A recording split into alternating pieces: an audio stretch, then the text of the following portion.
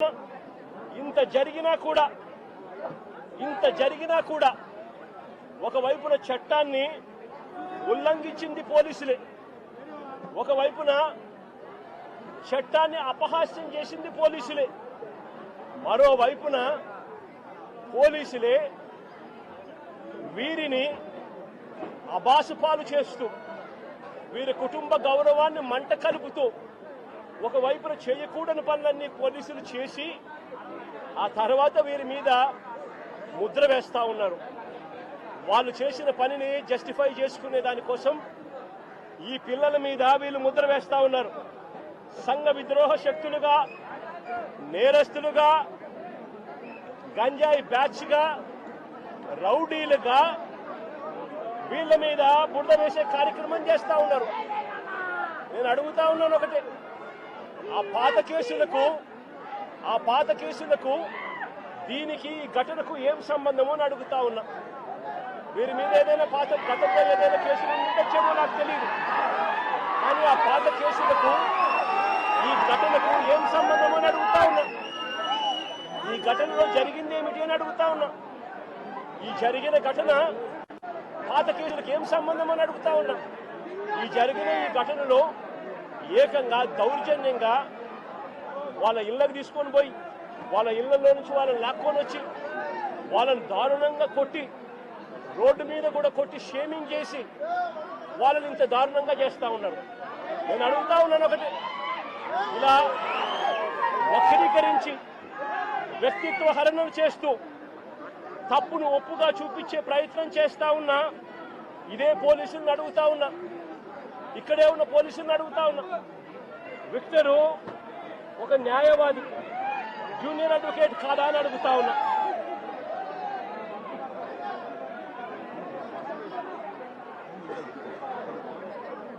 Junior advocate కాదా అని అడుగుతా ఉన్నా. ఈ విక్టర్ అనే పిల్లాడు జూనియర్ అడ్వకేట్ కాదా అని అడుగుతా ఉన్నా.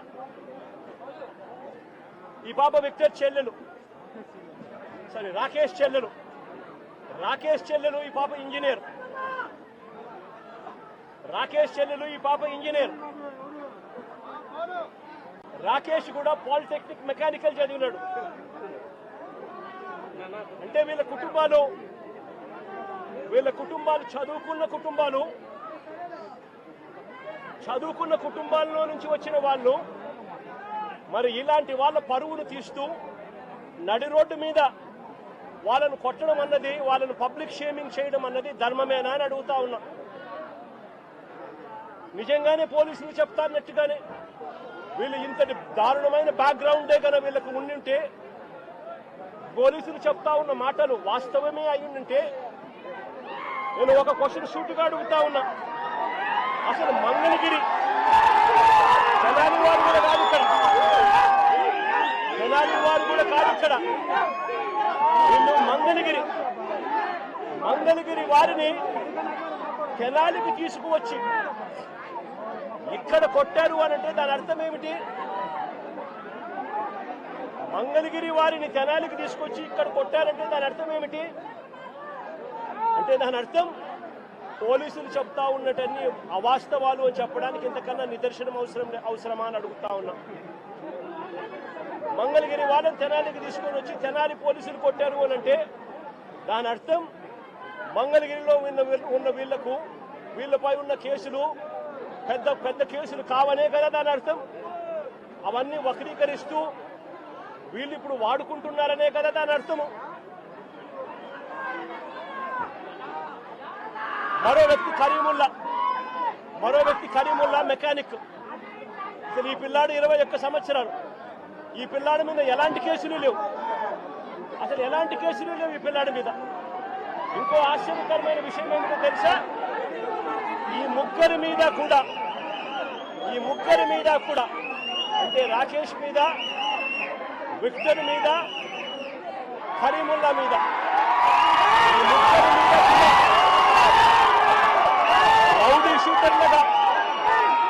రౌడీ షీటర్లుగా ఎప్పుడు రౌడీ షీటర్లుగా వీళ్ళని నమోదు చేశారో తెలుసా? ఈ ఘటన జరిగిన తర్వాత ఇది ఇక పెద్దదవుతూ వస్తా ఉందని తెలుసుకున్న తర్వాత వీళ్ళను రౌడీ షీటర్లుగా, ఈ ఘటన జరిగిన తర్వాత వీళ్ళని రౌడీ షీటర్లుగా చేశారు. నేను అడుగుతా ఉన్నా, ఇంతకు ముందు వీళ్ళు రౌడీ షీటర్లుగా లేరు. రౌడీ షీటర్లుగా వీళ్ళ మీద నమోదైంది, వీళ్ళని నమోదు చేసింది ఈ ఘటన జరిగిన తర్వాత. ఇంత ప్రస్ఫుటంగా పోలీసులు ఎలా దుర్మార్గం చేశారు అన్నది ప్రస్ఫుటంగా కనిపిస్తా ఉంది. నేను అడుగుతా ఉన్నాను ఒకటే, వీళ్ళని చూడడానికి, వీళ్ళకి సంఘీభావం తెలపడానికి జరుగుతా ఉన్నది అన్యాయము అని చెప్పి ఎవరైనా గలమిప్పితే చంద్రబాబు నాయుడు గారు, ఆయన ఎల్లో మీడియా, ఆయనకు సంబంధించిన సోషల్ మీడియా వీళ్ళంతా బురద జల్లుతూ వీళ్ళందరూ అనే మాటలు ఏమిటి? వీళ్ళది గంజాయి బ్యాచ్ అట, వీళ్ళు రౌడీ షీటర్లట అని రకరకాలుగా వీళ్ళ కుటుంబాన్ని పరువును తీస్తూ వీళ్ళందరూ మాట్లాడుతూ ఉన్నారు. నేను అడుగుతా ఉన్నాను, కేసులు ఎవరి మీదైనా కానీ కేసులు ఉండొచ్చు.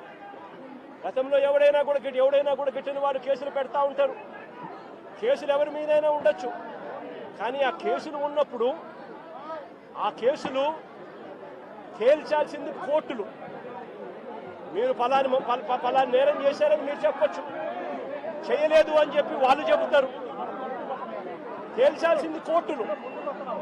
మరి అలాంటి కోర్టులకు ఇవ్వాల్సిన అధికారం పోలీసులే తీసుకోవడం ధర్మమేనా అని అడుగుతా ఉన్నా. అంటే పోలీసులే అబాండాలు వేస్తారు, పోలీసులే జడ్జిమెంట్లు కూడా ఇస్తారు. మరి ఇలా చేయగలిగే నైతికత పోలీసులకు ఉందా అని అడుగుతా ఉన్నా. ఇలా చేయడం ధర్మమేనా అని అడుగుతా ఉన్నా. చంద్రబాబు నాయుడు గారి మీద ఇదే పోలీసులు చెప్పే లాజిక్కే, ఇదే సోషల్ మీడియాలో తెలుగుదేశం పార్టీకి సంబంధించిన వాళ్ళు దొంగ పోస్టులు పెడతా ఉన్న తీరునైతేనేమి, ఇదే ఈనాడు, ఆంధ్రజ్యోతి, టీవీ5 లాంటి మీడియాలు, ఎల్లో మీడియాలు నడుపుతా ఉన్న కథనాలు అయితేనేమి, వీళ్ళ మీద కేసులున్నాయని నేను అడుగుతా ఉన్నా. ఇదే చంద్రబాబు నాయుడు మీద 24 కేసులున్నాయి. మరి చంద్రబాబు నాయుడు మీద 24 కేసులున్నాయని చెప్పి చంద్రబాబు నాయుడు గారిని నడి రోడ్డు మీదకి తీసుకొని వచ్చి తన్నడం ధర్మమే అవుతుందా అని అడుగుతా ఉన్నా. చంద్రబాబు నాయుడు మీద కూడా 24 కేసులున్నాయి. ఆయనను కూడా రోడ్డు మీదకి తీసుకొని వచ్చి తంతే ధర్మమేనా అది? ఇదే పోలీసులను అడుగుతా ఉన్నా. కేసులు ఉన్నాయి కదా అని చెప్పి, పాత కేసులు ఏదో ఉన్నాయని చెప్పి నువ్వు చేసిన పనికి జస్టిఫైబుల్ కారణం కాదది. కేసులు ఉంటే ఆ కేసులు తేల్చాల్సింది కోర్టులు. మీరు ఆరోపణ చేస్తారు, అది న్యాయం కాదు అని చెప్పి వాళ్ళ అవతల కోర్టుల్లో ఆర్గ్యూ చేస్తారు. జడ్జి కేసు వింటాడు, జడ్జి తీర్పునిస్తాడు. అంతేకాని పోలీసులు ఇలా కేసులు గతంలో ఉన్నాయి కదా అని చెప్పి తీసుకొని వచ్చి నడి రోడ్డు మీద వాళ్ళను నిల్చోబెట్టి వాళ్ళ కుటుంబ పరువును తీస్తూ వాళ్ళను షేమింగ్ చేసే కార్యక్రమం పోలీసులకు లేనే లేదు. ఈ మధ్య కాలంలో జరిగిన అనేక ఘటనలు, రాకేష్ అనే పిల్లాడు, ఇది రాకేష్ అనే పిల్లాడికి సంబంధించిన కాలుకు సంబంధించిన ఎక్స్రే. అంటే నా పక్కనున్న పాప వాళ్ళ అన్న, నా పక్కనున్న పాప ఇంజనీర్, వాళ్ళ అన్న రాకేష్ పాలిటెక్నిక్ మెకానికల్. ఆ పిల్లాడికి సంబంధించిన కాలుకు సంబంధించిన ఎక్స్రే. హలో, తెలుగు రాజ్యం ఛానల్ చూస్తున్నారా? సామాజిక, రాజకీయ, జీవన చిత్రణే తెలుగు రాజ్యం. అతిశయోక్తులు, అసత్యాలు ఉండవు. రాజకీయ కోణం కాదు, ప్రజా కోణమే కొలబద్ద. తెలుగు రాజ్యం వీక్షణ మీ ఉత్తమ అభిరుచికి నిదర్శనం.